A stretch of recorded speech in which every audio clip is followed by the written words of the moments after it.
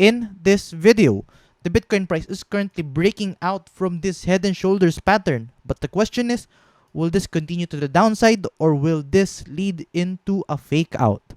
Stay tuned to know more.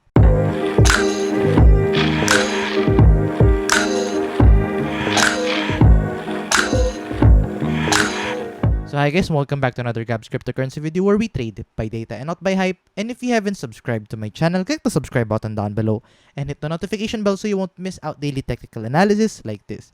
And before we start this video, meron din tayo actually guys na free crypto giveaway. So if you want to join our free crypto giveaway, all you have to do is to find this video in the description down below or makikita mo itong card dito sa taas.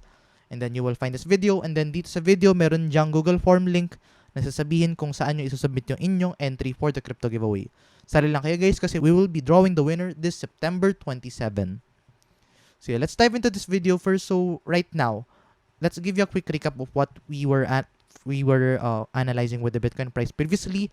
So previously, we are actually seeing this either a falling wedge or a head and shoulders pattern. Kasi if this is a falling wedge, then this could actually say na we are going to flip bullish anytime soon. But if this is a head and shoulders pattern, then this would mean that we are going to see a trend reversal to the downside. But right now, the Bitcoin price is currently breaking out from this neckline. So this is indicating na nagkaroon tayo na 4-hour candle close below, therefore indicating na we are breaking out from this head and shoulders pattern, and look at that, we are getting that sell volume. However, we have one concern here, and that is the RSI. Kasi if you're going to look at the RSI is also oversold na ngayon. So this could either say na pwede tayong mag-reverse to the upside. So possible na this could either lead into a fake out. So if this is a fake out, then this could either continue and play out yung ating falling wedge. So yeah, you have to follow that one closely. Pero if let's say hindi siya nag-fake out and let's say nag-consolidate lang siya dito, if nag-consolidate siya dyan tapos saka siya nag-decline, then that could either be possible and that would be a good move then for the Bitcoin price.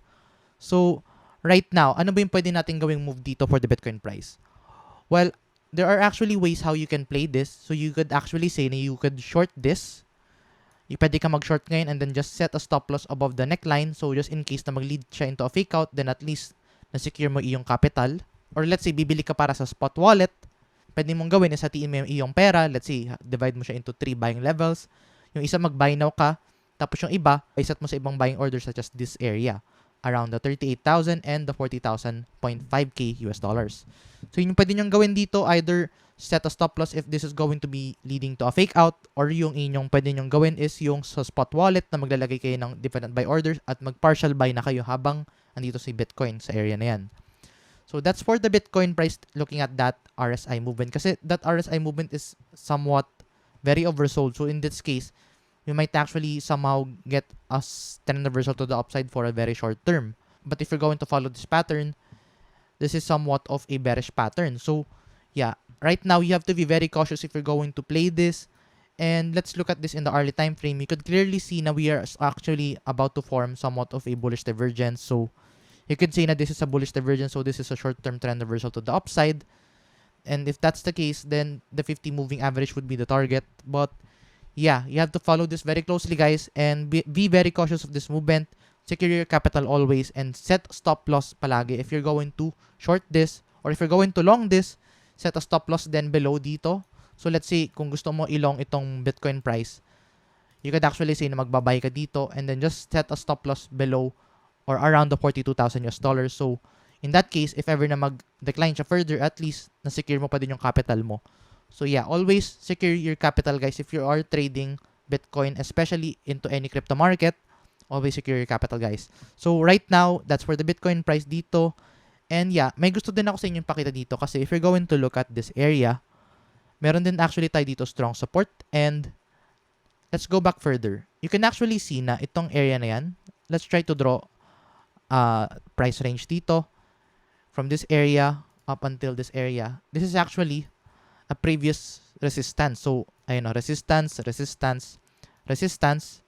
And then, nung na-break natin siya, it can now actually act as a support. So, right now, the Bitcoin prices, I think, is going to act this area as a support. Kasi if you're going to look at that, the Bitcoin price had a strong bounce dito. So, right now, what you can do, actually, is you could if you're going to short this, you could actually take partial profit dito and then yung remaining profit dito sa area na yan. So, ganun yung pwede nyo gawin if magte-take profit. Or let's say, gagawin nyo sa spot wallet, gusto nyo mag-buy, you could actually set a buy order dito and then isa pang buy order dito. So, ganun yung pwede nyo gawin dito when trading this movement. Tapos, let's say if ito na talagang pinaka-bounce niya, then as previously mentioned, set a stop loss dito if galing ka sa shorting position or if mag-spot wallet ka, partial buy ka na and then magtira ka ng ibang buy orders dito. So, yun yung pwede nyo gawin dito sa area na yan. So, ako personally, yun yung gagawin ko. And yeah, if ever na mag-bounce off tayo dito, then I think pwede pa rin mag-play out yung ating falling wedge. But right now, this is leaning toward bearish for me. And yeah, if you're going to look at historical Bitcoin data then, I think this is pretty much following a previous move. Because if you're going to look at this previous head and shoulders price action, nagkaroon tayo na shoulders, head and shoulders, tapos saka tayo nag-break to the downside. So I think Bitcoin could possibly replicating that. And if that's the case, then you are clearly going to see na meron tayo actually rebound dito. So in that case, I think we can consolidate dito before heading into the downside. So that's why we need to set a proper stop loss dito. And yeah, as much as possible, be patient with this movement kasi this is in the 4-hour time frame.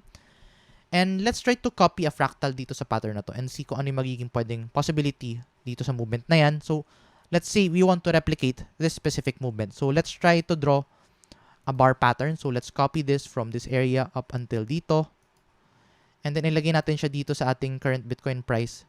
And then you can actually see na magkakaroon tayo ng similarities with this movement. So let's try to follow this same size niya. Ito yung ating head and shoulders, and then let's follow the neckline closely. So as you can see guys, if we're going to follow this pretty similar move, then I think yung ating 38,000 is I think a more likely area na pwede nating puntahan. And in that case, pwede tayo actually magkaroon ng somewhat of a small rebound dito or somewhat a consolidation before we head to the downside. Pretty similar to what happened dito sa previous fractal. So yeah, I think yun yung maganda i-monitor ngayon for the Bitcoin price. And yeah, if makakuha tayo ng bounce, then yun yung dun tayo mag-play out with the bullish scenario. But right now, I'm pretty bearish for the Bitcoin price. So yeah, nabanggit ko naman sa inyo magiging strategy ko dito. And yeah, if you want to follow that, you can do that. Pero remember, longing and shorting or doing leverage trading is only for experienced traders. So if experienced trader ka, saka ka lang mag-futures trading. Pero if baguhan ka pa lang, I highly suggest na you stick to spot wallet. So yeah, that's for the Bitcoin price dito. And is there anything that might have affected this movement? Well, we could actually say na this latest news na ito nga yung sa Evergrande crisis, nag-decline actually yung buong market, not only sa crypto market, not only sa Chinese stock market, but also the whole stock market sa buong mundo. So, you could actually say na this could actually have led to a big effect dito. So, in that case, this could either be possibly yung itong move na to, kasi di ba makita mo na meron tayong isang malaking wick dito. Ito You could actually say na this was caused by that. So, that could be an external factor. So, that's why this movement was only happening for the short term kasi nga dahil dun sa massive fear na news nga na ganon. So, yeah, I think that's a dubious speculation din kasi you could actually say na that could affected that movement. Kasi we were actually not expecting pretty much na tuloy-tuloy na dapat to kasi look at the RSI. Oversold na tayo tapos biglang nag-oversold lalo. So, yeah, you could actually say na that was caused by the news. But then again, if you're going to look at the previous movement, ganun din naman yung nangyari sa Bitcoin price. Kahit oversold, pwede pa siyang bumaba lalo. As of this moment, stick very closely to this neckline kasi this neckline will indicate the movement for the Bitcoin price in the coming days. So ayun guys, if you want to short or long this movement, then you could actually short or long this here in Bingbon. So dito, this is a crypto social trading network. Or you could actually try out Phoenix. Dito sa Phoenix, meron tayo dyan actually $2,000 bonus. So yeah, if you want to use these trading platforms, you can use my sign up link in the description down below. So you'll get 10% off from your trading fees, and then you can actually claim up to $120 bonus dito kay Bingbon and $2,000 bonus dito kay Phoenix. All you have to do is to use my sign up link in the description down below.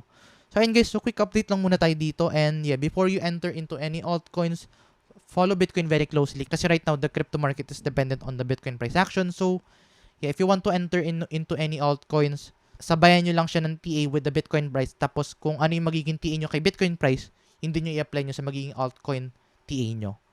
So yun guys, if you find this video useful and informative, please give this video a like. And if you want to see more contents like this, please subscribe for more. I'll see you in the next video, and bye-bye for now.